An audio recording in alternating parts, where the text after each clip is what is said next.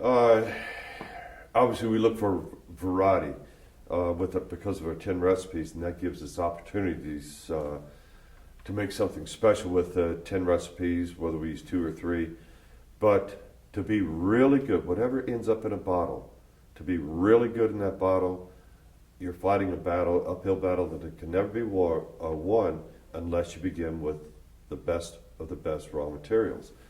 And so, actually, right now, we're in our 53rd year of sourcing our corn from the same small geographic area in Indiana.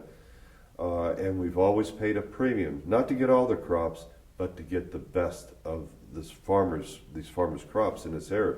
We're still the same families families of farmers in this area, and they work hard to acquire, achieve, and earn this bonus per bushel of grain. And they know what we need, the requirements we need, and if we don't start off with the best grains, we can never put in the bottle what we want.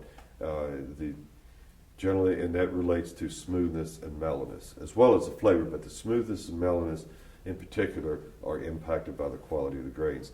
And we use more rye grain than any of the other distilleries.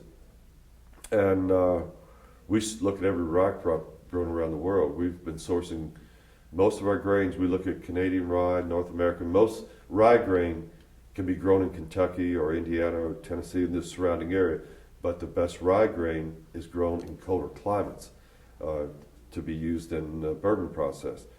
We've been using, for the last 10, 15 years, the majority of the rye we've sourced has either come from Germany or Sweden. We've used 3 years ago, rye from Denmark. But in cold climates, and we pay the premiums to use these grains, and that relates to smoothness and mellowness. Then with the multiple yeast cultures and 2 grain recipes, we generate the 10 recipes, and the yeast will generate unique flavor. Every yeast will generate its own unique flavor with each of the grain recipes. So then you fill the barrel with a distillate. My focus is always, when I was working in the distillery every day, the distillate that goes into a barrel versus what comes out of a barrel. Anybody can sit and analyze and make a small batch or analyze the bourbon that's been aged in a barrel. And my philosophy was always do it right the first time. And if a distillate wasn't exactly right, we would reject that and sell it rather than put it in a barrel. We began to pay taxes day one on the first of 7 taxes that are assessed on what's in a bottle. But it's an ad valorem tax in Kentucky. As soon as we put that barrel in a warehouse, we begin to pay tax on that. And we pay right now close to $130 a barrel. We fill about 285 barrels a day at $130 per barrel. And then we're going to be taxed for whether we're in there 6 years, 8 years, 10 years. And we're taxed on what was filled into the barrel rather than take into consideration depletion. We average losing about 4.4% a year.